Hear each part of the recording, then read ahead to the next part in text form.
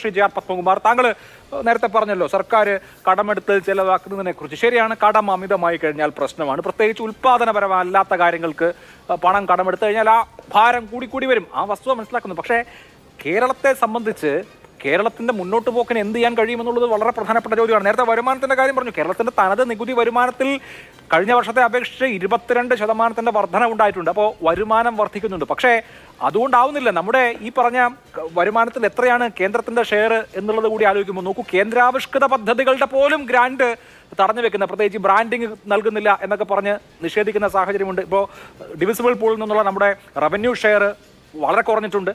ഇങ്ങനെയൊക്കെ നിൽക്കുമ്പോൾ എല്ലാ തരത്തിലും ശ്വാസം മുട്ടാണ്. കടമെടുക്കുന്നത് പ്രശ്നം എന്നുള്ളത് എഗ്രി ചെയ്യാം, പക്ഷെ കടം എടുക്കാതെ എന്ത് ചെയ്യും എന്നുള്ള പ്രശ്നമുണ്ടല്ലോ. എങ്ങനെയാണ് ഇപ്പോൾ GST വന്നതിന് ശേഷം ഈ GST കൗൺസിലാണ് നികുതി നിരക്കുകൾ നിശ്ചയിക്കുക. സംസ്ഥാന സർക്കാരിന് GST വിഹിതം SGST കിട്ടുന്നുണ്ട്, അത് ശരി തന്നെ. പക്ഷേ ഇവിടെ ഇപ്പോൾ ടാക്സ് ഇന്ന് എന്നുള്ള നിലയിൽ ഫിക്സ് ചെയ്ത് കാര്യങ്ങൾ ചെയ്യാനുള്ള സ്വാതന്ത്ര്യം എന്ന് പറയുന്നത് അങ്ങേയറ്റം പരിമിതമാണ്. അപ്പോൾ ഞാൻ നേരത്തെ പറഞ്ഞ മറ്റു കാര്യങ്ങൾ ഇപ്പോൾ കടമെടുക്കുന്നത് പ്രശ്നമാണെങ്കിൽ ഈ പറഞ്ഞ സർക്കാർ ഇത് ഓടിച്ചുകൊണ്ട് പോകണ്ടേ? അതെങ്ങനെ ചെയ്യും? ഇത് കേന്ദ്ര ഗവൺമെന്റിനെതിരായിട്ട് CPM നടത്തുന്ന ഒരു നെറേറ്റീവാണ്. ഇങ്ങനെ കേന്ദ്രം ബുദ്ധിമുട്ടിക്കുന്നു, അതുകൊണ്ട് ഞങ്ങൾ മനുഷ്യ ചങ്ങല പിടിക്കുന്നു, തണുപ്പത്ത് ഡൽഹി പോയി ജാഥ നടത്തുന്നു, സമരം നടത്തുന്നു, സുപ്രീം കോടതിയിൽ പോയി കേസ് കൊടുക്കുന്നു. ഞങ്ങൾ ആ സുപ്രീം കോടതി പോയതിനെ കുറിച്ച് വളരെ സന്തോഷമാണ്. കാര്യം ഒരു ക്ലാരിറ്റി ഇതിനകത്ത് വരും. അത് കഴിഞ്ഞ് സുപ്രീം കോടതി നോ പറഞ്ഞു കഴിഞ്ഞാൽ അപ്പോൾ എന്ത് ചെയ്യും? എന്തായിരിക്കും ചെയ്യാൻ പോകുന്നത്? ഇതിനെ സംബന്ധിച്ച് വേറെ ഒരു മാർഗവുമില്ല, ഒരു മാന്ത്രിക വിദ്യയില്ല. നമ്മുടെ ചെലവ് റെസ്ട്രിക്റ്റ് ചെയ്യുകയും അതുപോലെ വരവ് വർദ്ധിപ്പിക്കുകയും ചെയ്തേ ഉള്ളൂ വഴി. അതിനെന്താണ് വഴി? നമുക്ക് നിയമന നിരോധനം ഏർപ്പെടുത്തണം.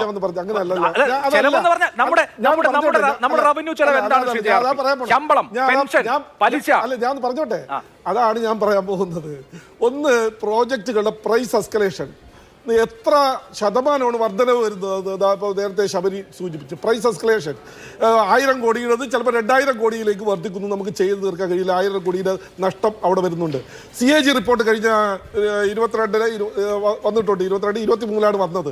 CAG റിപ്പോർട്ട് എന്താ പറയുന്നത്? 17 വകുപ്പുകളായിട്ട് 28,000 കോടി രൂപ പിരിച്ചെടുക്കാനുണ്ട് കേരളത്തിൽ. എന്താ പിരിച്ചെടുക്കാൻ കഴിയാതെ വരുന്നത്?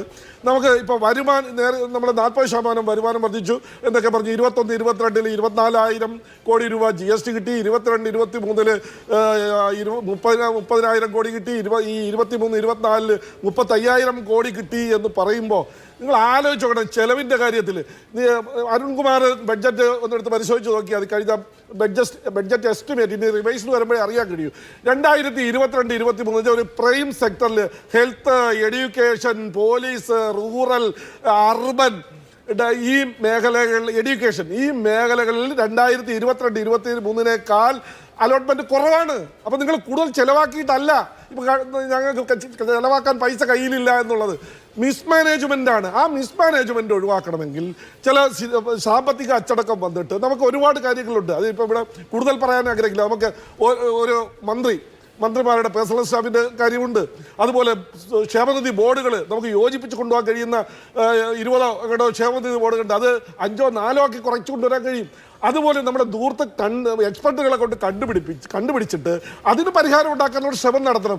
അതല്ലാതെ കടം വാങ്ങുക, കേന്ദ്ര ഗവൺമെൻറ് കുറ്റം പറയുക എന്ന് പറഞ്ഞാൽ പറ്റില്ല. പിന്നെ ഒരു കാര്യം ഞാൻ നേരത്തെ സൂചിപ്പിച്ചു, BJP ഭരിക്കുന്ന സംസ്ഥാനങ്ങളിൽ റവന്യൂ ഡെഫിസിറ്റ് കൊടുത്തിട്ടില്ലല്ലോ, ഗ്രാന്റ് കൊടുത്തിട്ടില്ലല്ലോ.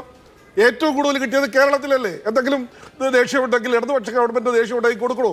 ഏറ്റവും കൂടുതൽ കൊടുത്തിട്ടുള്ളത് കേരളത്തിലാണ്. 53,000 കോടി രൂപയുടെ റവന്യൂ ഡെഫിസിറ്റ്.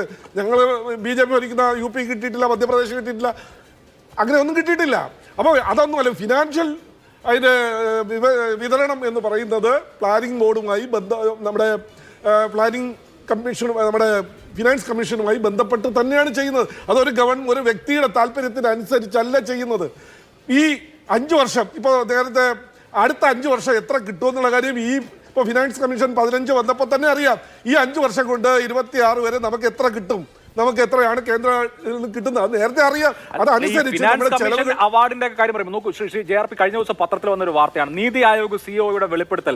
സംസ്ഥാനങ്ങളുടെ നികുതി വിഹിതം വെട്ടിക്കുറയ്ക്കാൻ മോദി ആവശ്യപ്പെട്ടു. ന്യൂഡൽഹി 2014 പ്രധാനമന്ത്രിയെ ചുമതലയേറ്റതിന് പിന്നാലെ സംസ്ഥാനങ്ങൾക്കുള്ള നികുതി വിഹിതം വെട്ടിക്കുറയ്ക്കാൻ ധനകാര്യ കമ്മീഷനോട് നരേന്ദ്രമോദി ആവശ്യപ്പെട്ടിരുന്നതായി നീതി ആയോഗ് CEO BVR സുബ്രഹ്മണ്യം വെളിപ്പെടുത്തി. ശരിയാണ്, ഫിനാൻസ് കമ്മീഷനാണ് തീരുമാനിക്കുന്നത്. ഫിനാൻസ് കമ്മീഷൻ ഇൻഡിപെൻഡന്റ് ആയി നമ്മുടെ രാജ്യസഭാ മെമ്പർ കഴിഞ്ഞ ഡിസംബറിൽ രാജ്യസഭ നമ്മുടെ ബ്രിട്ടാസ് ഇടതുപക്ഷത്തിൻ്റെ ആണല്ലോ. നമ്മുടെ ധനകാര്യമന്ത്രിയോട് ചോദിച്ചു, ഞങ്ങൾക്ക് കടമെടുക്കാനുള്ള ഈ വർഷത്തെ എത്രയാണ് ഞങ്ങളുടെ അവകാശം, എത്രയാണ് ഞങ്ങൾക്ക് കിട്ടും, എന്തായിരുന്നു മറുപടി? അവരോടൊന്ന് നോക്ക്, എത്രയെന്ന് നോക്കൂ, എന്നിട്ട് വെട്ടിക്കുറച്ചു എന്ന് പറയും. അല്ല, ഞാൻ പറഞ്ഞത് ഇപ്പോൾ ഈ റവന്യൂ, ഇപ്പൊ നമ്മുടെ റവന്യൂ ഷെയറിന്റെ അടക്കം കാര്യം അത് ഫിനാൻസ് കമ്മീഷൻ തീരുമാനിച്ചു പോയില്ലേ, ഞങ്ങൾക്ക് എന്താണ് ഉത്തരവാദിത്വം എന്നുള്ളതാണല്ലോ മറുപടി. പ്രധാനമന്ത്രി ഫിനാൻസ് കമ്മീഷനിൽ ഇടപെട്ടതിന്റെ വാർത്തയാണ് ഞാൻ വായിച്ചത്. 1 മുതൽ 15 വരെയുള്ള ഫിനാൻസ് കമ്മീഷനിൽ നിങ്ങൾ എടുത്തു നോക്കിയാൽ 10ാമത്തെ ഫിനാൻസ് കമ്മീഷനിലാണ് 3.88 നമുക്ക് കിട്ടിയത്. 11 3.0.5 ആണ് കിട്ടിയത്.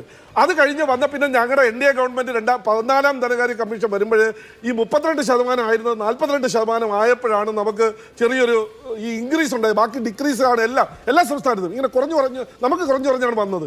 പിന്നെ ഇപ്പോൾ 15ാം ധനകാര്യ കമ്മീഷൻ വന്നപ്പോൾ എത്ര 0.57 ആണ് കുറഞ്ഞത്. 1% കൂടുതൽ കുറഞ്ഞ സംസ്ഥാനങ്ങളുണ്ട്. പോയിന്റ് നമ്മൾ ശതമാനമല്ല നോക്കുക, എമൗണ്ടാണ് നോക്കുക. 0.57 കുറവാണുള്ളത്. അത് പകുതി കുറഞ്ഞു, 3 കിട്ടിക്കൊണ്ടിരുന്നത് 2 കുറഞ്ഞു. അല്ല, അത് വരുമാനം കൂടുകയല്ലേ, വരുമാന വിഹിതത്തിന്റെ കാര്യമാണ്. വരുമാനം കൂടി, ഈ നമ്മുടെ GST വരുമാനം കൂടി, കിട്ടുന്ന വരുമാനത്തിൽ നിന്ന് ഈ ഗവൺമെന്റ് ഞാൻ ചോദിക്കുന്നത്, കേന്ദ്ര സർക്കാരിന് കിട്ടുന്ന വരുമാനത്തിൽ നിന്ന് സംസ്ഥാനങ്ങൾക്ക് എത്ര ഷെയർ എന്ന് തീരുമാനിക്കുമ്പോൾ സംബന്ധിച്ച് ഇത് മാത്രമല്ലല്ലോ രാജ്യരക്ഷ നോക്കുന്നതാരാ, റെയിൽവേ നോക്കുന്നതാരാ, ഹൈവേ നോക്കുന്നതാരാ, മറ്റ് ഈ ഡിസാസ്റ്റർ മാനേജ് വരുമ്പോൾ കൊടുക്കുന്നതാരാ, റോഡ് സേഫ്റ്റി കൊടുക്കുന്നതാരാ, ഇതൊക്കെ കേന്ദ്രം തന്നെയാണ്. ഇതെല്ലാം സംസ്ഥാനങ്ങൾക്ക്. അല്ല, ഈ വിഹിതം മാത്രമല്ല, അതല്ലാതെ കൊടുക്കുന്നുണ്ട്. അതല്ലാതെ കൊടുക്കുന്ന മാനദണ്ഡമുണ്ടല്ലോ.